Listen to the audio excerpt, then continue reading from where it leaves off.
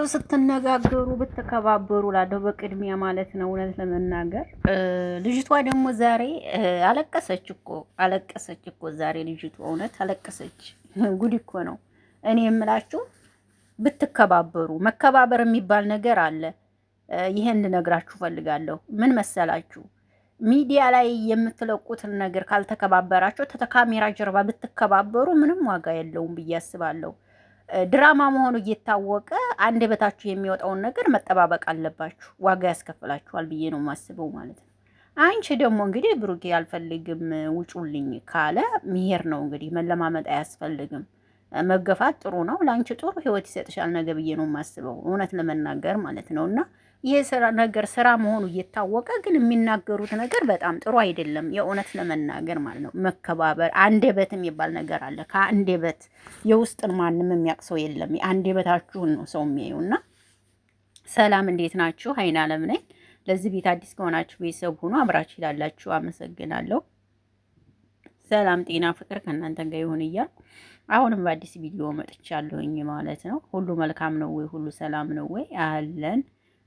እንዴት ነው ዛሬውን ቪዲዮ እንዴት አያችሁት? እና የነ ጉራን ቪዲዮ ማለት ነው እንዴ እውነት ጥሩ ነው ብዬ አላስብም። እናንተ እኮ ዝም ብላችሁ ነው እንጂ ይሄ ከካሜራ ጀርባ የእውነት ጸብ ቢሆን የእውነት ልጅቷ እርጉዝ ብትሆን ምናምን ከካሜራ ጀርባ ሁሉንም ነገር ፈተው ያስተካክሉታል እኮ ወዶች። ግን ይሄ ነገር ስራ ነው፣ ስራ መሆኑ እየታወቀ ነገር ግን ደግሞ የሚነጋገሩት አንደበታቸው ቃላታቸው ጥሩ አይደለም ማለት ነው። ሀይሚ እንግዲህ ዛሬ ብሩኬን እኔ እኮ ተውኩልሽ ለራስሽ ማረግ ትችያለሽ ስትል ብሩኬ ተቆጣ ማለት ነው። የተቆጣው ለምንድን ነው? እኔ እቃ መሰልኩሽ ወይ ለዛም የምታስተላልፊኝ ለማያ ማለት ያክል እሱ ነገር አስቆጣው መሰለኝ ማለት ነው። እና አንተም እኮ ይሄ የምትሰሩት ስራ ብሩኬ ትክክል እኮ አይደለም እውነት ለመናገር ምንም ማንም ሰው አልወደደላችሁም ይሄንን ስራችሁን ማለት ነው። እናንተ ግን ያው ሰው ወዶታል ብላችሁ ነው መሰለኝ አሁንም እየሰራችሁ ያላችሁት እንጂ ይሄንን ስራ ማንም አልወደደላችሁም። እና ደግሞ ተከባበሩ፣ እውነት ተከባበሩ፣ ካሜራ ላይ ተከባበሩ። የምር ስነግራችሁ ተከባበሩ። የምር ጥሩ አይደለም። ተካሜራ ጀርባ እናንተ ሌላ ናችሁ። አይኖ ግን ደግሞ ሰው የሚገምታችሁ እዚህ ጋር በምታረጉት ነገር ነው። እና ካሜራ ላይ መከባበር አለባችሁ ባይነኝ። እንዲና ተከባበሩ። ብትከባበሩ በጣም አሪፍና ቆንጆ ነው ብዬ ነው የማስበው። እንዲኔ በተረዳሁትና ባየሁት መልክ መከባበር አስፈላጊ ነው በማለት ነው ውዶች። የእናንተ ደግሞ ሀሳባችሁን መስጠት አለባችሁ ማለት ነው። ስራ መሆኑ እየታወቀ እንደዚህ ውረድ ውጣ ምንድነህ? ወይኔ ዛሬ ደግሞ ብሩኬ መላጣ ልጅ አለ እኮ ወይኔ ጉዴ! ኧረ በስመ አብ ወልድ። አሁን እና ጅሬ እንግዲህ ያችን የተናገራትን ቃላት አውጥተው ቲክቶክ ላይ ይፖስቱልሃል። ብሩኬ እንግዲህ የመላጣ ልጅ አልካትን ቃላት ወይኔ ኧረ በስመ አብ። አይ ፍሉስ የስራህን ይስጥህ። ፍሉስ የስራህን ይስጥህ። ኧረ እባክህ የተደበክበት ክላስ ራስህ ካልነገርካቸው ማን ይነግራቸዋል ታዲያ? አይ ማን ይነግራቸዋል? አንተ ካልነገርካቸው የሚነግራቸው ሰው ማን ነው? ይሄን እኮ ግራ ነው የገባኝ። ማን ነግሮሽ ነው የመጣሽው? ወይዬ ልክ እንደማይተዋወቁ ምናምን እኮ ነው። ጉድ እኮ ነው። አንቺ ደግሞ ለእሶ ምንድን ነው ለቅሶ? አለቀ። እኔ ካንቺ ካልሆንም ካለሽ አልሆንም ነው ጥርክ ካላስ ምን ነሽ ነው? ምንድነው መለማመጥ? ወንድ ልጅ ሲያፈቅርሽ እንጂ አፍቅሮ መሄድ ምንም ጥቅም የለውም። ወንድ ልጅ ማንኛችሁም ስትሆኑ ሲያፈቅራችሁ ነው ጥሩ። እናንተ አፍቅራችሁት ከሆነ ከስራችኋል፣ ዋጋ የላችሁም። ምክንያቱም ነገ እሱ የሚወዳት ስላለች ጥሏችሁ ይሄዳል። ይሄ አይሆናችሁም። ከሴት ልጅ ከምታፈቅር ይልቅ ወንድ ልጅ ቢያፈቅር በጣም ሞር ደስ ይላል። ይሄ እውነቴን ነው የምነግራችሁ። እናንተ ብታፈቅሩት ምንም ጥቅም አታገኙ። እሱ ቢያፈቅራችሁ ግን ደስ ይላል። አሁን ይቺ ልጅ እሷ ናት የምታፈቅረው፣ እሱ ግን አያፈቅራትም። አለቀ። እሱ ቢያፈቅረው ሀይሚን ነው፣ እሷን አያፈቅራትም። አያችሁ።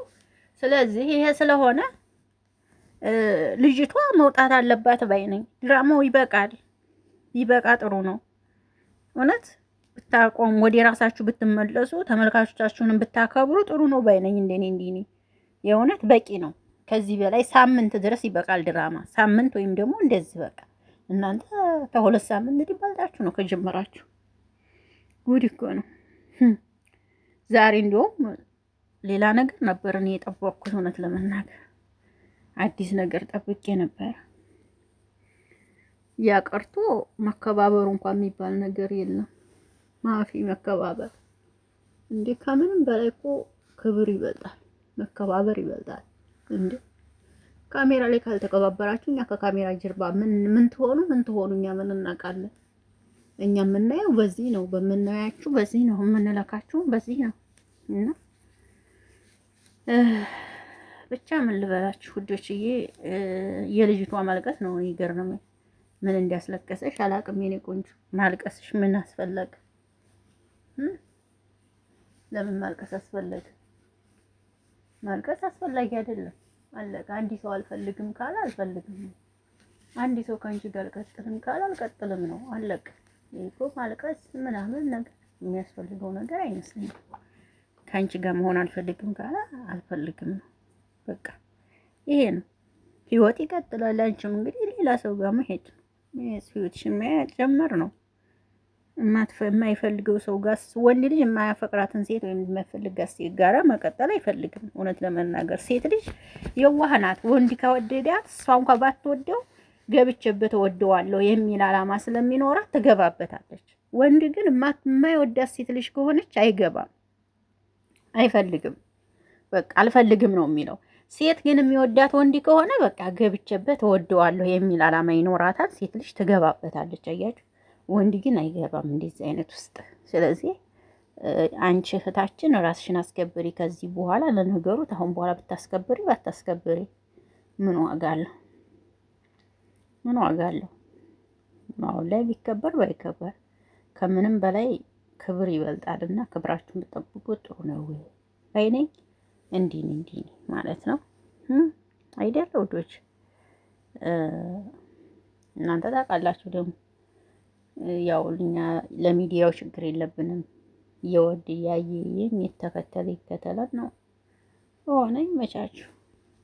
ምሽክለ መብታችሁ ነው አይደል? ይሄንን ማለት እንግዲህ መብታቸው ነው። የልጅቷ መልቀስ ግን ገርሞኝ ነው የሳኩት። ጋሼ ድራማ መሆኑን ሲያውቁ ነው እናቴ በሰላም የወጡት። እንኳንም ወጡ ጋሼ። ጥሩ ነው መውጣተው ጋሼ። እንዴ ምን በወጣሁት እናቴ። እዚህ ጋር ግብተው የሚቸገሩ ድራማቸውን ራሳቸው ይጨርሱ እንጂ ምን በወጣሁት ጋሽዬ።